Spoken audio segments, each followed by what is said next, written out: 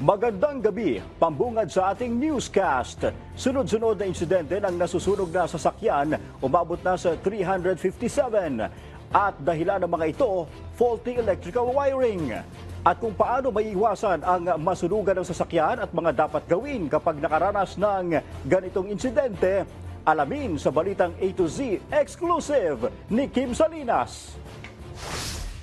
Sa tumitinding init ng panahon ngayon at mataas na heat index, sunod-sunod rin ang mga insidente ng sunog hindi ng bahay kundi ng mga sasakyan. Kamakailan, yung sunog sa parking area sa NAIA Airport na nadamay ang iba pang mga nakaparadang sasakyan. Mayroon pang isang SUV sa isang mall na bigla na lamang lumiyab at nagbuga ng makapal na usok. Isa sa mga pinakamataas na causes ng sunog natin ay electrical. Eventually, pag palagi siyang na-expose sa mainit na environment, pagkakaroon ng deterioration at yun ang pipili maging simula ng magkakaroon ng electrical fault, then magkakasunog. Ayon sa pagtataya ng Bureau of Fire Protection, simula Enero hanggang ngayong araw, nasa higit 8,000 na ang kaso ng sunog sa bansa at 357 dito sunog ng mga sasakyan. Kaya naman si Manrico, naabutan naming nagpapagawa ng sasakyan sa Banaue, Quezon City dahil nag-overheat umano ito. Sira yung fuse,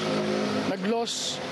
Nag-overheat ako, hindi gumana yung pan ng aircon ko, kaya nag-overheat. Pinagawa na niya agad ang kanyang sasakyan, baka kasi lumala pa ng tuluyan at lumaki pa ang kanyang gagastusin. Aminado ang car electrician na si Benji na karaniwan ng problema ng mga sasakyan na kanyang inaayos ay dahil sa overload ang mga ito. Maliliwanag na ilaw, yung matataas, mahaba, malalaking fog light, yun. Lalo na po yung mga relay, kailangan yung mga relay maayos yung pagkakabit. Iba, putol dugtong siya, lagi nagsisiris eh. Kinukuha nila doon sa tap-tap lang sila. Kaya yung mga dugtungan, pag maluluwag, nag-iinit din yun. Doon din nagsimula ng sunog ng mga electrical. Dito kasi sa Banaue, Quezon City ang takbuhan ng mga nagpapagawa at nagpapaganda ng mga sasakyan. Wala naman raw masamang magpaganda at customize ng sasakyan, basta aniya, hinay-hinay lamang. Payo ngayon ng BFP para maiwasan ang insidente ng sunog ng mga sasakyan. Titingnan natin yung makina natin kasi ang cooling system natin, kailangan lang naman natin ng tubig or i-check natin kung may tagas yung ating radiator o linya ng cooling system.